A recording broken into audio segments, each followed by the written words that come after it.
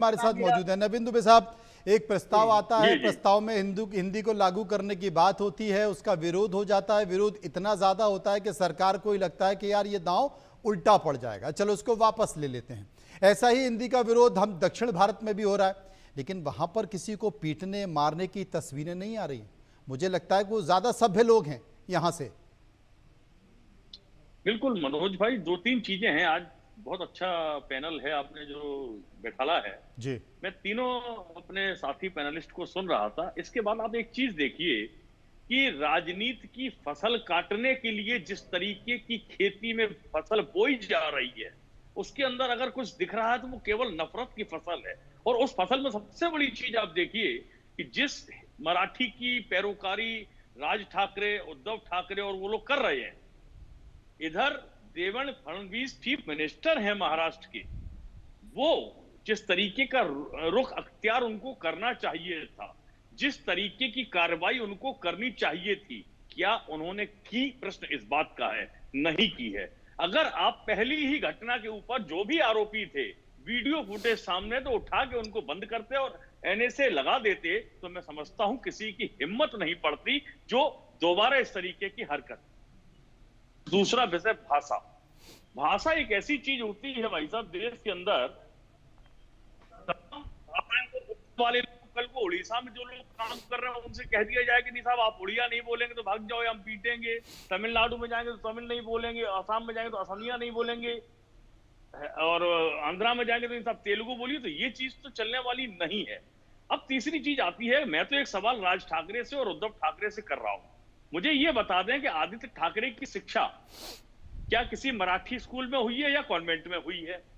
उद्धव ठाकरे जी की और राज ठाकरे जी की शिक्षा क्या मराठी स्कूलों में हुई है? अरे भाई, आप मराठवाड़ा के जो युवा हैं क्यों उनको पीछे धकेलना चाहते हैं? क्यों नहीं? आज ग्लोबलाइजेशन का दौर है, विश्वव्यापी प्रतिस्पर्धा के बीच में ये देश खड़ा है और महाराष्ट्र में मुंबई देश की आर्थिक राजधानी है। आप वहां के युवाओं को पीछे धकेलेंगे कि साहब आप केवल मराठी तक होकर सीमित होकर रह जाइए, आगे मत बढ़िए?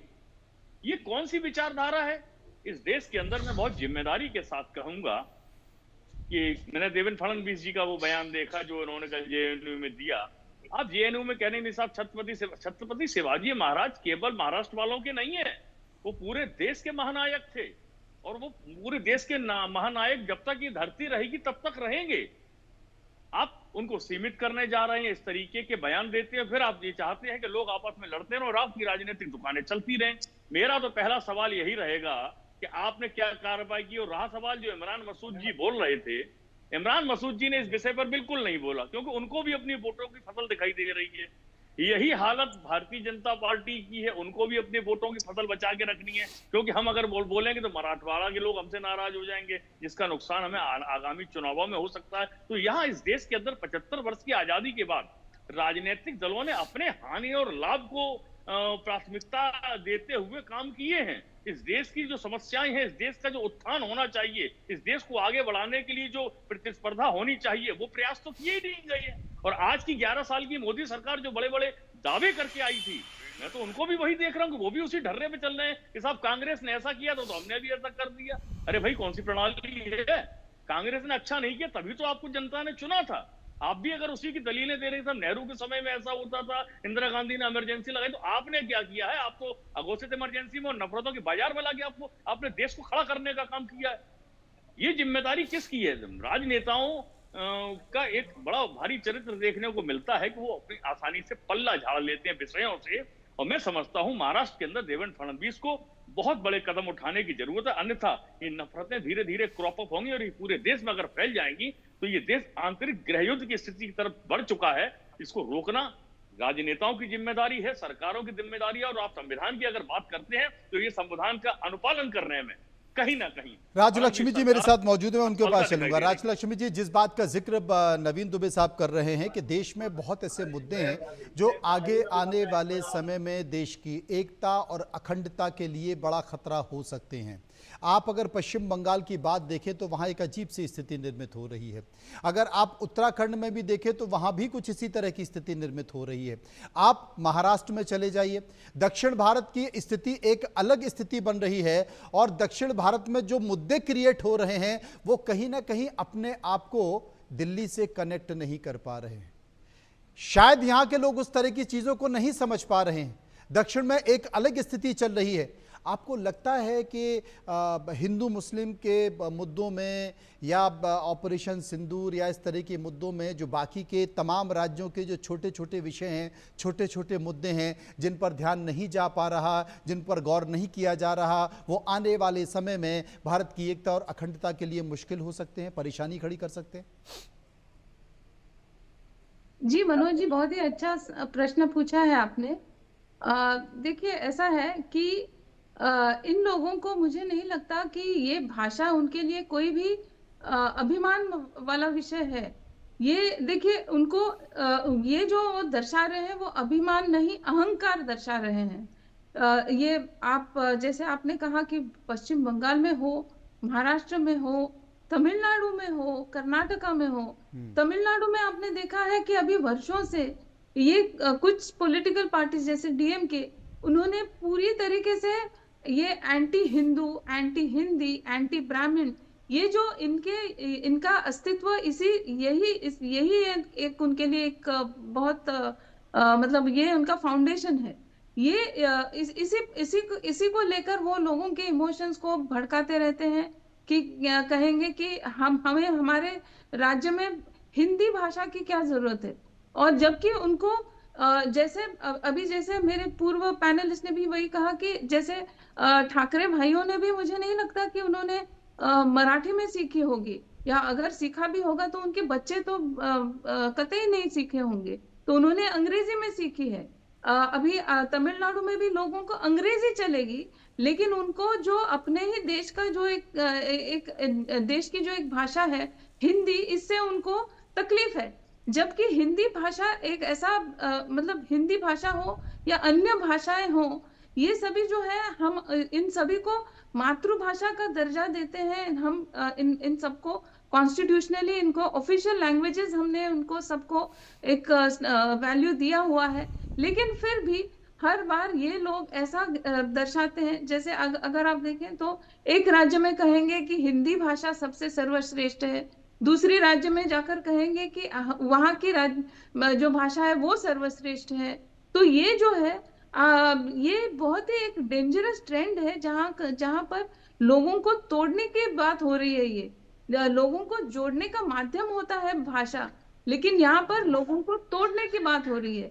तो ये डेंजरस ट्रेंड है। तो ये इसके लिए मुझे लगता है कि ये जो एनईपी है, इसमें ये एक अच्छा एक इनिशिएटिव है कि जहां पर बच्चे जो है उनको एक मौका मिल रहा है, एक अवसर मिल रहा है अन्य भाषाओं को भी सीखने का।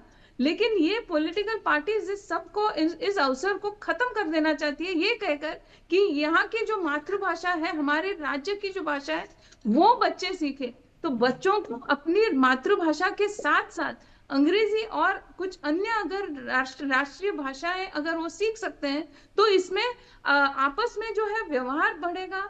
आप देखेंगे तो निवेश भी ज्यादा हो सकेगी। अगर इस तरीके से मारपीट हो तो निवेश कैसे होगा? और उनियाल साहब, सबसे बड़ी बात है कि जब भी देश में सांस्कृतिक, भाषाई या सामाजिक मुद्दों में टकराव होता था, तो इस देश के साहित्यकार, कलाकार, कवि, शायर निकल कर आते थे और वो अपनी प्रतिक्रिया को रखते थे, बात करते थे, देश में चर्चा इस बात को लेकर होती थी। लेकिन अब मैं हाल के दिनों में देख रहा हूं कि ऐसे कोई भी इस क्षेत्र के इन विधाओं के लोग निकल कर नहीं आते हैं, वो बातचीत नहीं करते हैं, और वो बातचीत करते भी हैं तो वो राजनीतिक हो जाती है, वो विवादित हो जाती है। इसलिए इस देश के असल जो कलाकार हैं, जो संस्कृति के जानकार हैं, भाषाई जानकार हैं, साहित्यकार हैं, वो कहते हैं कि इस फालतू के विवाद में पड़ना ही नहीं, घर बैठो और जो चल रहा है वो चलने दो। क्या मैं गलत बोल रहा हूं?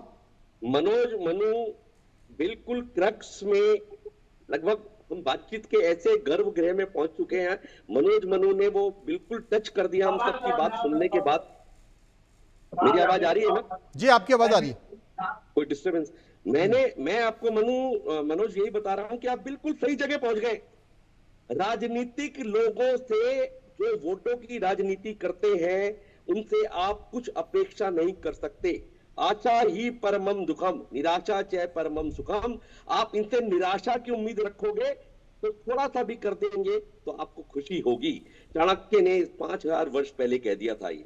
मैं आपसे विनती, बिल्कुल ठीक कह रहे हैं आप, जो सांस्कृतिक भाषा को, सांस्कृतिक व्यक्ति है, इंटेलेक्चुअल है, लोक संगीत, लोक गाथाएं, लोक भाषा को जानता है, वो अगर आगे नहीं आएगा, संगीत प्रेमी नहीं होगा, वो अपनी बात को नहीं रखेगा काव्य के माध्यम से, तो आप एक पैनलिस्ट नेताओं पर बहुत निर्भर थे। हमें लोगों को, नेताओं को गाली देनी है, पर ये नेताओं को वोटों की राजनीति करने वालों की अपनी लिमिटेशंस हैं। आपके और हम चारों हम, मेरे को लगता है कि चारों ही हम किसी पॉलिटिकल पार्टी के नहीं है, इसलिए डिस्कशन मुझे लग रहा है एक अच्छी जगह जा रहा है। तो किसी पॉलिटिकल व्यक्ति से आप अपेक्षा बिल्कुल मत रखें।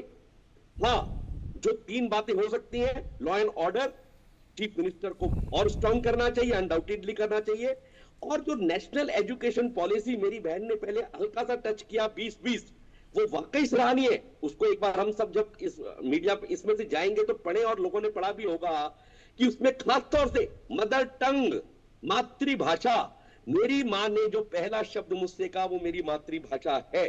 मातृभाषा, लोकल लैंग्वेज और स्टेट की लैंग्वेज, तो हर एक भाषा के माध्यम से ग्रेड 5 अनिवार्यता रहेगी कि मातृभाषा में उसको पढ़ाई करवाई जाए। न्यू एजुकेशन पॉलिसी जो इतने वर्षों से आजाद होने के बाद किसी ने इनिशिएटिव ले लिया, तो पूरी पूरी प्रशंसा करनी चाहिए। दूसरी बात कि 8वीं तक तो होनी ही चाहिए नेसेसरीली, पर 5वीं तक अनिवार्यता के साथ एनईपी 2020 में ये प्रोविजन है। तो इस तरह की पॉलिसी बना के और सरकार को सख्ती से लॉ एंड ऑर्डर को अपने हाथ में लेके हम इन 2 बातों से आगे बढ़ सकते हैं। और आपने जो सांस्कृतिक एक तरीका बताया कि हम सब आज आप मीडिया में बैठे हैं, तो हमें इस तरह की बातें करनी चाहिए। हम अलग अलग स्टेट से रिप्रेजेंट कर रहे हैं, और हमारे बीच में मुस्लिम भाई भी है जो उसने बड़ा अच्छा से एडवोकेट है, मैं भी एडवोकेट हूं, अच्छे से अपनी बात को रखा हम चारों लोगों ने, और आपने उसको बिल्कुल सही जगह पहुंचाया। मैं सिर्फ एक विनती और करना चाहता हूं। मेरे 3 बच्चे, अपना एग्जांपल देने से चीजें और स्पष्ट होती हैं। मेरे 3 बच्चे हैं, और तीनों बच्चे विदेश चले गए पढ़ने के लिए। अब मैंने और मेरी श्रीमती ने गढ़वाली सीख ली।